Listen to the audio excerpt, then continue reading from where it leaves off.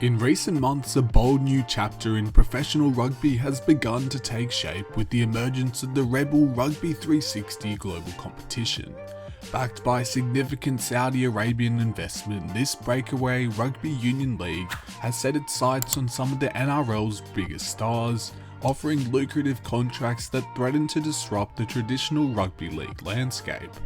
From seasoned veterans to young emerging talents, several marquee players are reportedly being courted by R360, tempting them with deals far surpassing typical NRL salaries. Below is an overview of some of the key players linked to this code switch, their current situations and the potential impact of their decisions. So let's get into the video.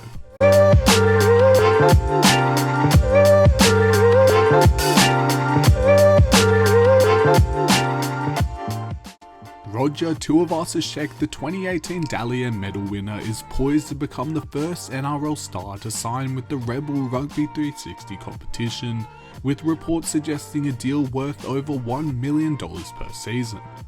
Currently contracted with the New Zealand Warriors until the end of next season, RTS's current salary is reportedly just over half what the new Union League could offer. After exploring rugby union for 2 seasons with the Auckland Blues and earning time with the All Blacks, Tuivasa-Sheck returned to the Warriors, now primarily playing on the wing.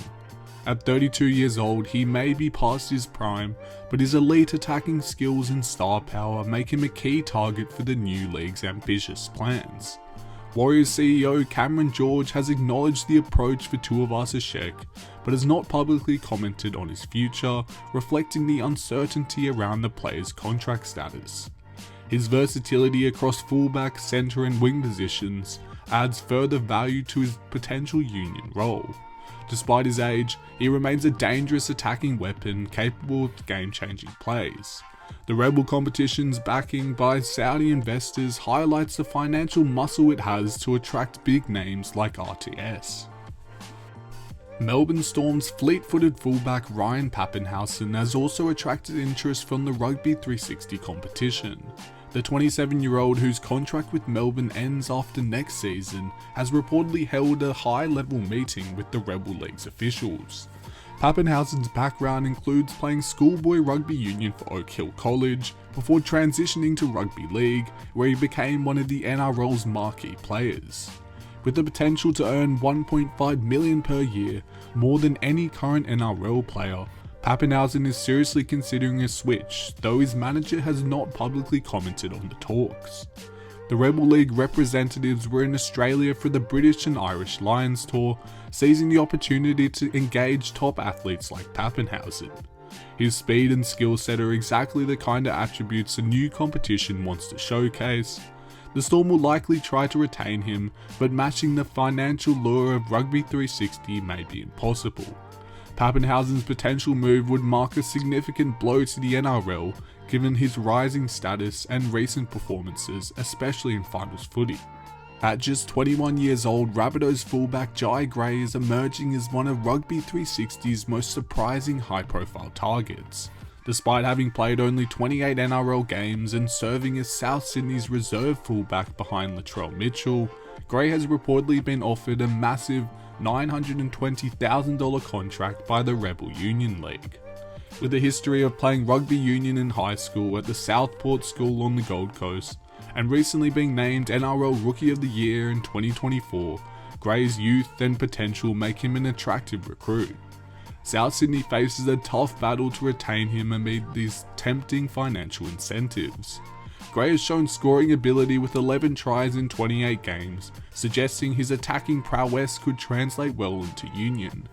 The offer from Rugby 360 sends a strong signal to the NRL about the threat posed by the Rebel competition to emerging talent.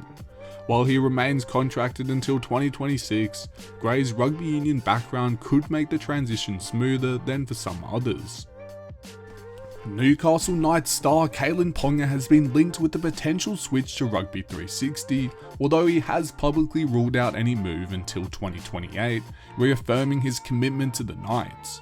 Nevertheless, industry insiders estimate that no NRL club could financially compete with a Rugby 360 offer, reportedly worth up to $3 million per year for Ponga, a 4-time premiership winning halfback. His decision to stay for now highlights both the strength of loyalty in rugby league and the formidable financial power of the Rebel competition. Broncos legend Corey Parker mentioned the $3 million figure publicly, showing that Rugby 360's offers are headline-grabbing in scale. Ponga's skill set as a versatile and explosive playmaker would be highly valued in Union, making him a prime target.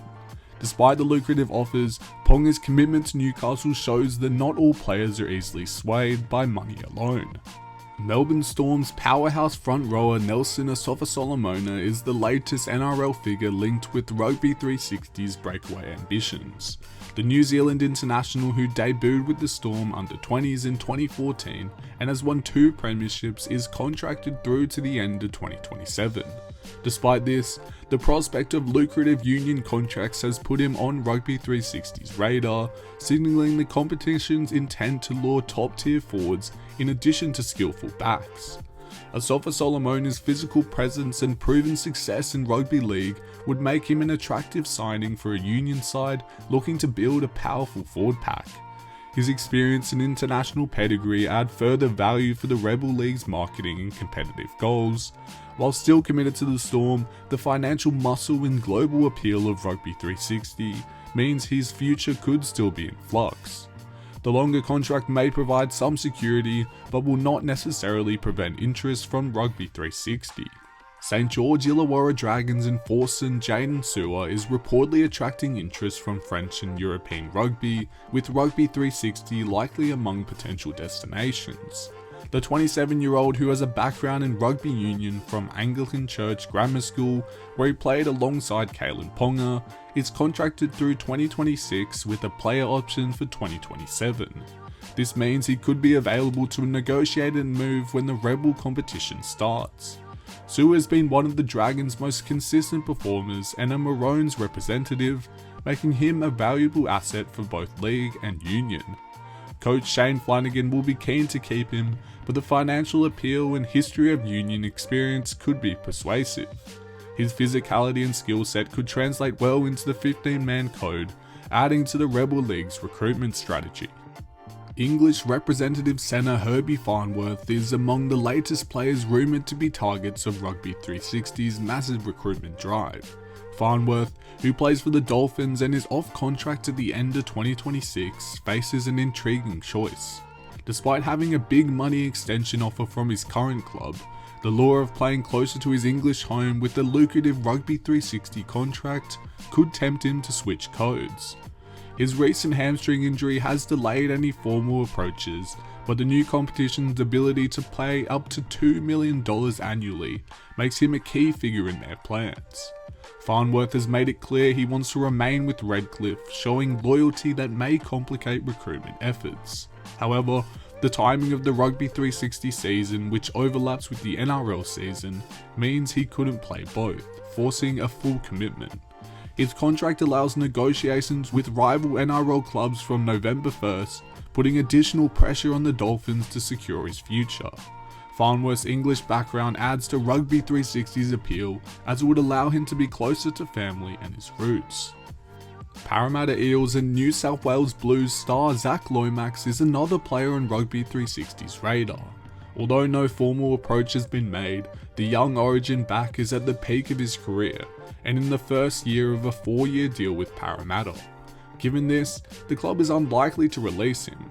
Lomax's case contrasts with players like Farnworth, as he appears firmly committed to the league. Still, his talent makes him a notable figure in the unfolding drama between the NRL and Rugby 360. Lomax played State of Origin again this year, cementing his status as an elite level competitor. While Parramatta may resist any attempts to sign him away, Rugby 360's financial backing means no player is completely safe from temptation. The overlap in season schedules between the two competitions also complicates any possible mid-year moves. That's the end of this video. Thank you so much for watching. If you enjoyed, make sure to leave a like down below and subscribe if you're new.